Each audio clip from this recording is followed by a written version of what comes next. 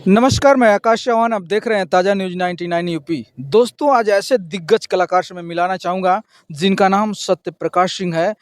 कुछ दिन पहले बहुत सारी उनकी फ़िल्में आईं और उन्हीं फ़िल्मों की वजह से काफ़ी चर्चे में बने रहे। लेकिन फ़िलहाल अचानक आज पूर्वांचल हाईवे पे उनसे हमारी मुलाकात हुई, तो बिल्कुल मैं उनसे मिलाना चाहूँगा, बात करना चाहूँगा कि वो क्या कर रहे हैं इस समय, अगली उनकी प्लानिंग क्या होगी। तो आइए मिलाते हैं सत्यप्रकाश जी से। ताज़ा न्यूज़ में स्वागत है सर आपका। बहुत बहुत धन्यवाद।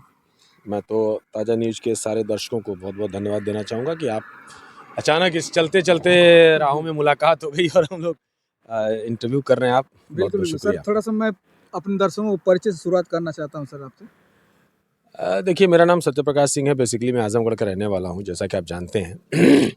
और लगभग 70-80 फिल्में हम कर चुके हैं भोजपुरी में तमाम, और सीरियल है, हिंदी भी फिल्में हैं, वेब सीरीज़ है। जी, जी।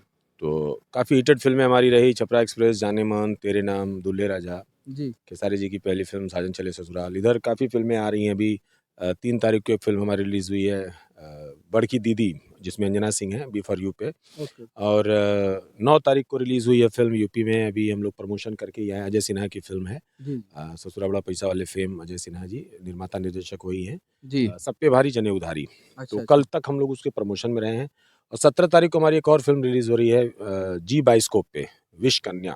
अच्छा, विश कन्या है। जी, वही है, जी अच्छा, अच्छा। बाइस्कोप पे। बहुत अच्छी फ़िल्म है और बहुत ही बढ़िया है, जानदार स्क्रिप्ट है। जी। और उसमें मैंने 3-3 तरह का कैरेक्टर किया है और बहुत मज़ा आया उस फ़िल्म को करने में। और ये एक जनेऊधारी सब पे भारी जो है फ़िल्म, उसमें भी जी, एक 70 साल के बूढ़े का कैरेक्टर मैंने किया है। जहाँ मैं नेगेटिव कैरेक्टर के लिए मशहूर हूँ, उसमें अब सीधे उसके उल्टा जी। मैंने कैरेक्टर किया। काफ़ी कठिनाई के साथ काम किया, लेकिन बहुत मज़ा आया। मैंने कल देखा अपना फ़िल्म। अच्छा, अच्छा। अच्छा सर, एक बात और मैं जानना चाह रहा हूँ कि जो शुरुआत में जो आपने फ़िल्म किया, जिससे आपका नाम हुआ, वो पहली फ़िल्म कौन थी जिससे लोग आपकी जो पहचान बनी, कौन-सी वो फ़िल्म थी सर? वो फ़िल्म थी छपरा एक्सप्रेस। अच्छा, जिसमें खेसारी लाल खेसारी जी लाल थे। हीरो हैं और अच्छा, सुबी शर्मा हैं और भी राज प्रेमी जी हैं। अच्छा। उसमें एक डिफरेंट कैरेक्टर तरह का कैरेक्टर मुझे मिला। उसके बाद तेरे नाम, 2 ऐसी फ़िल्में हैं जो मेरे जीवन की माइलस्टोन फ़िल्में हैं। जी, जी। और इधर आकर के एक फ़िल्म आई अजनबी, बिल्कुल डिफरेंट कैरेक्टर में, बिल्कुल एक जैसा कैरेक्टर मैच नहीं करता है। तो जी, इसलिए जी। मैं कहूँगा कि मतलब छपरा एक्सप्रेस और तेरे नाम का बहुत बड़ी भूमिका है मेरे करियर में। जी, अच्छा, ये मैं जानना चाह रहा हूँ कि आज तक की सबसे अच्छी, सबसे बड़ी फ़िल्म, जो सबसे पब्लिक का ज़्यादा उस फ़िल्म को प्यार-दुलार मिला, वो कौन-सी फ़िल्म थी सर? छपरा एक्सप्रेस मेरी ये फ़िल्म छपरा थी, ना? और साजन चले ससुराल अच्छा, और अच्छा। तेरे नाम, ये फ़िल्में बहुत ज़्यादा सुपरहिट हुई थी। जी। अच्छा सर, अब तक तो इतनी प्लानिंग होती रही है आपकी, बहुत सारी फ़िल्में आपने किया। अगली प्लानिंग क्या होगी सर? आने वाले समय में क्या तैयारी है आपकी? तैयारी तो बेहतर है और काफ़ी फ़िल्में अभी कर भी रहा हूँ। जी। और 2023 के लास्ट तक मैंने लगभग कुल मिलाकर 17 फ़िल्में की और सब रिलीज़ पे हैं फ़िल्में इस साल। और इस साल अभी बहुत जल्द 2 बड़ी फ़िल्में शुरू करने जा रहा हूँ। और बहुत जल्द मतलब काफ़ी फ़िल्में हैं। इधर काफ़ी घर की व्यस्तता की वजह से, और वॉलीबॉल का टूर्नामेंट हम करा रहे थे हर साल, हम भी वॉलीबॉल के प्लेयर रहे हैं। अच्छा, अच्छा। इसलिए गाँव में सामाजिक दायित्व के नाते उस टूर्नामेंट को कराते हैं, तो उसमें ज़्यादा व्यस्तता हो गई थी, जी, तो जी। अब खाली हो गए हैं और बिल्कुल अब फ़िल्मों की तरफ रुख है। हाँ, एक और मेरा सवाल रहेगा सर आपसे।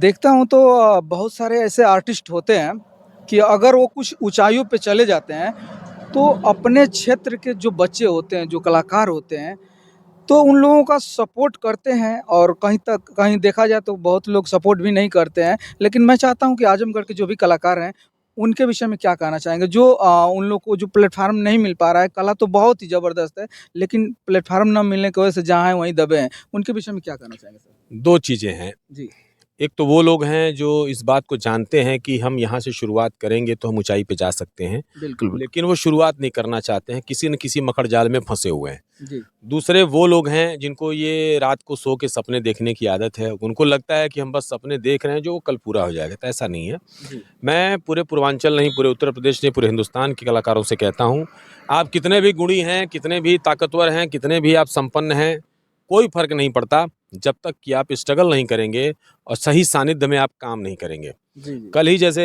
सब पे भारी जनेऊधारी का प्रमोशन था, मैंने करीबन 10 आर्टिस्टों को बोला कि अजय सिन्हा जी आए हैं, आइए आप लोग मिलिए उनसे। जी, अच्छे हैं, मेकर आदमी हैं, बहुत अच्छे टेक्नीशियन हैं, बहुत शानदार व्यक्तित्व है उनका। लेकिन जो लोग रोज़ कहते हैं कि मेरा काम नहीं हो रहा है, हम हिट नहीं हो रहे हैं, हम प्रमोटेड नहीं हो रहे हैं, तो वो लोग बिल्कुल नहीं आए। जी, और जी। जो लोग वाक़ई में जिनको प्यार था अपने काम से, वो गए थे।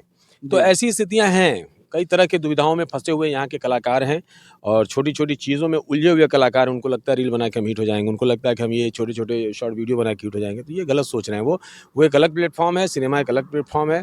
तो सारे आर्टिस्टों को मैं यही कहना चाहूँगा कि अंतर को समझिए। जी। अगर आप अंतर को नहीं समझ पाएँगे तो जीवन भर अंतर को ढूँढते रह जाएँगे, अंतर मिलेगा नहीं। बिल्कुल, बिल्कुल। और सर एक सवाल और मेरा आपसे रहेगा कि सर किसी न किसी को कहीं न कहीं देखा जाए इस इंडस्ट्रीज़ में कोई किसी को गॉड गिफ्ट मिला हुआ है, ऑन द स्पॉट प्लेटफ़ॉर्म मिल जा रहा है। आपने जब शुरुआत किया था तो लगभग स्ट्रगल करना पड़ा था कि ऑन द स्पॉट सफलता मिल गई थी आपको? बिल्कुल, बिल्कुल ये बहुत ज लाज़मी सवाल है। जी। मैं 97 में सबसे पहले दूरदर्शन गोरखपुर में गया था ऑडिशन देने। 3 बार ऑडिशन दिया, तीनों बार फ़ेल हो गया मैं। अच्छा जी, अच्छा। बावजूद उसके मुझे बुला के कुछ काम दिया गया। 98 में दूरदर्शन मऊ खुला। अच्छा, अच्छा। वहाँ से लगातार मैं वहाँ भी ऑडिशन दिया, फ़ेल हो गया, लेकिन मुझे यहाँ लगातार काम मिला। जी, जी। क्योंकि ऑडिशन एक अलग चीज़ थी, लेकिन लोगों ने हमारी प्रतिभा को देखा जी। और फिर उसके बाद कई ऑडिशन हुए तो भी हाई ग्रेड तक हम गए, लेकिन वो ऑडिशन का कोई बहुत इश्यू नहीं बना। सरकारी स्टूडियोज़ में काम करना, सरकारी दूरदर्शन में काम करना, उसमें प्लेटफ़ॉर्म बड़े कम थे। जी। तो धीरे-धीरे वहीं से शुरुआत हुई और मैं साइकिल से 40 किलोमीटर चला जाता था शूटिंग करने अच्छा, और अच्छा। फिर करके वापस आ जाता था। जी। आज की जनरेशन की बस की बात नहीं है। आज की जनरेशन हर संसाधन उपलब्ध होने के बावजूद वो काम नहीं कर पा रही है। हमारे समय में प्लेटफ़ॉर्म नहीं थे, यूट्यूब नहीं था, बहुत सारी चीज़ें नहीं थी। जी। उस वक़्त हम लोगों ने स्ट्रगल किया है, तो उस दर्द को, उस पीड़ा को समझते हैं। इसलिए हम कहते हैं कि मतलब वो स्ट्रगल होना चाहिए। अगर वो स्ट्रगल नहीं है तो आप बिल्कुल सक्सेस नहीं हो सकते। मैं तो गारंटीड कह सकता हूँ। मतलब स्ट्रगल करेंगे तभी सफलता मिलेगी on the spot God gift तो है नहीं कि सारे लोग को मिल जाएगा, है ना सर? सबको सबको कहाँ गॉड गिफ्ट है? अरे किसी-किसी को है, जी, लेकिन उसमें भी दर्शक को पसंद आना चाहिए आपका गिफ्ट जो है। बिल्कुल। स्ट्रगल करने का सवाल ये है ना कि वो सीखना भी नहीं चाहते हैं। यहाँ के जो आर्टिस्ट हैं वो सीखना नहीं चाहते हैं। उनको 2-4 ठुमका लगाना आ गया तो उनको लगता है कि हम काम कर रहे हैं अच्छा और इंस्टा पे एंड चीज़ों पे अगर शॉर्ट वीडियोज़ में अगर छोटे लाइक मिल गए, थोड़ा फॉलोवर बढ़ गए, थोड़े व्यूअर बढ़ गए तो उनको लगता है कि हम सफल हो गए। ये बड़ी गंदी सोच है। आप वहाँ सफल नहीं हो रहे हैं, आप वहाँ असफल हो रहे हैं। जी, आपका जी। दिमाग खराब कर रहा है वो और कुछ नहीं कर रहा है। क्योंकि इस एक्टिंग जो है ना दिमाग का संतुलन बनाती है जी, जी, बिल्कुल। और प्रतिभाओं को निखारती है। जी। जबकि ये जो चीज़ें आई हैं ना जो अच्छी प्रतिभाएँ हैं उनका दिमाग खराब कर रही है और लोगों से तोड़ रही है, जोड़ नहीं रही है। जी, जी। सिनेमा का असर यही रहा है अब तक हमारे स्ट्रगल का अनुभव रहा है कि लोगों से जुड़ना जी, और ये चीज़ें लोगों से तोड़ रही है। और जी, इसमें नए जो अज्ञान और अनभिज्ञ लोग हैं जिनको शब्दों का ज्ञान नहीं है, जिनको एक्टिंग का ज्ञान नहीं है, वही लोग ज़्यादा हैं इसमें। जी। एक बात और हमारी आखिरी आपसे एक सवाल रहेगा सर कि भोजपुरी में अश्लीलता इतनी चरम सीमा से आगे बढ़ चुकी है, क्या कहना चाहेंगे अश्लीलता के ऊपर आप?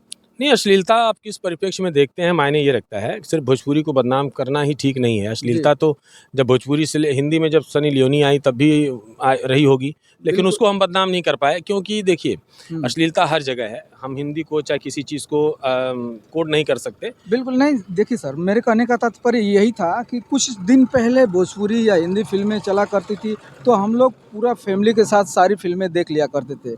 लेकिन आज क्या लगता है कि पूरी फ़िल्म को एक साथ बैठ के देखा जा सकता है क्या? एकदम देखा जा सकता है। अब जो चैनल्स आए हैं, चाहे वी जी, फॉर यू आया, एंटरटेन आया है, सिमारो आया है, सारी फ़िल्में जो बन रही हैं अभी, जी। आप पूरे फैमिली के साथ बैठ के देख सकते हैं। मैं तो मानता हूँ कि 22 के बाद क्रांति आई है हुँ। और बिल्कुल साफ-सुथरा सिनेमा बनना शुरू हुआ है। इसमें कोई दुविधा नहीं है, मैंने खुद 17-18 फ़िल्में की है इधर और सबको मैंने देखा है, कोई अश्लीलता नहीं रह गई, आइटम सॉन्ग तक नहीं रह गए हैं, जी, जी। इस तरह के संवाद नहीं रह गए हैं, बिल्कुल पारिवारिक फ़िल्में बन रही हैं, वो अच्छा लग रहा है अब। अब वो चीज़ अब सवाल हो गया है सिर्फ़। अभी तो हमारे समय से देखने को, सुनने को बहुत सारा मिल रहा है। जैसे आजकल गाना उठा लीजिए, कोई ढूँढी के ऊपर गा रहा है, कोई चूली के ऊपर गा रहा है, कोई शॉर्ट कपड़े एकदम बिकिनी में, कोई तमाम तरह का ऐसे अश्लीलता देखने को आज भी मार्केट में मिल रहा है। तो मतलब ऐसे ही हमें तो लग रहा है कि भोजपुरी समाज इतना गंदा होता जा रहा है। तो आप लोग तो एक कलाकार हैं, उस पे कहाँ तक आप लोग की अहम भूमिका रहेगी कि आने वाले समय में इस जनरेशन को अच्छी चीज़ें परोसी जाए? देखिए, मैं आज ही नहीं हज़ार बार कह चुका हूँ, जब जी, तक भोजपुरी को 8वीं अनुसूची में शामिल नहीं किया जाएगा, जी। तब तक व्याकरणीय दोष और साहित्यिक दोष इसमें बना रहेगा। जी, जी। अभी एक बहुत बड़े सुपरस्टार हैं, वो ज नहीं बोलते हैं, ज़ बोलते हैं, जी। ज़ी बोलते हैं। ये बिल्कुल दोषपूर्ण है, ऐसा नहीं होना चाहिए। नुक्ता कहाँ लगता है, कहाँ नहीं लगता उनको और उनकी देखी-देखा मैं देख रहा हूँ बहुत ऐसे आर्टिस्ट हैं जो ज़ शुरू हर चीज़ में नुक्ता लगा रहे हैं। तो जी, ये व्याकरणीय दोष है। जी, तो जी। जब तक कोई भी बोली जब तक भाषा नहीं हो जाती है तब जी। तक ये दोष बना रहता है। हुँ। और दूसरी बात जो आपने गाने की बात कही ना, तो जी। ये सिनेमा से बहुत दूर के लोग हैं अच्छा, अच्छा। और ये हिट होकर के हीरो तो बन सकते हैं, लेकिन इनसे कोई सिनेमा और भाषा का संवर्धन होने वाला नहीं है। जी, सिनेमा हिट हो सकता है, लेकिन भाषा हिट नहीं होती। जी, जी। ये लोग भाषा के एक विकास में एक पैसे का योगदान नहीं है, ये लोग बेवकूफ़ बना रहे हैं सबको। तो मैं ये उन लोगों से रिक्वेस्ट ही करना चाहूँगा, शब्द हैं हमारे पास, जी, साफ-सुथरे शब्द हैं। आज की तारीख में जो चैनल्स ने जो बीड़ा उठाया है कि हम भोजपुरी को सुधारेंगे, तो सुधार रहे हैं, तो चल भी रही है फ़िल्में, ऐसा नहीं कि नहीं चल रही है। जी, तो आप भी जो लोग हैं वो बीड़ा उठाएँ अगर कि नहीं साफ-सुथरा गाना गाएँगे तो चलेंगे। जी, लेकिन उनको अश्लीलता परोसने में ही मज़ा आ रहा है। जी, जी, ये बहुत ही बड़े ज़हर हैं भोजपुरी समाज के, भोजपुरी भाषा के। जी, इनकी मैं घोर और कड़े शब्दों में निंदा करता हूँ। जी, जी। अच्छा सर, आपसे बात करके बहुत ही अच्छा लगा। आपके कीमती समय देने के लिए बहुत-बहुत धन्यवाद सर। धन्यवाद। आपको भी बहुत-बहुत धन्यवाद। तो सर, अब तक आप देख रहे थे सत्यप्रकाश जी से हमारी कुछ बातें हुई और ऐसे-ऐसे दिग्गज कलाकार हमारे समाज में हैं और ऐसे ही मैं चाहूँगा कि जितने हमारे दर्शक हैं, इनको मान-सम्मान, प्यार-दुलार देते रहिए। बहुत-बहुत धन्यवाद।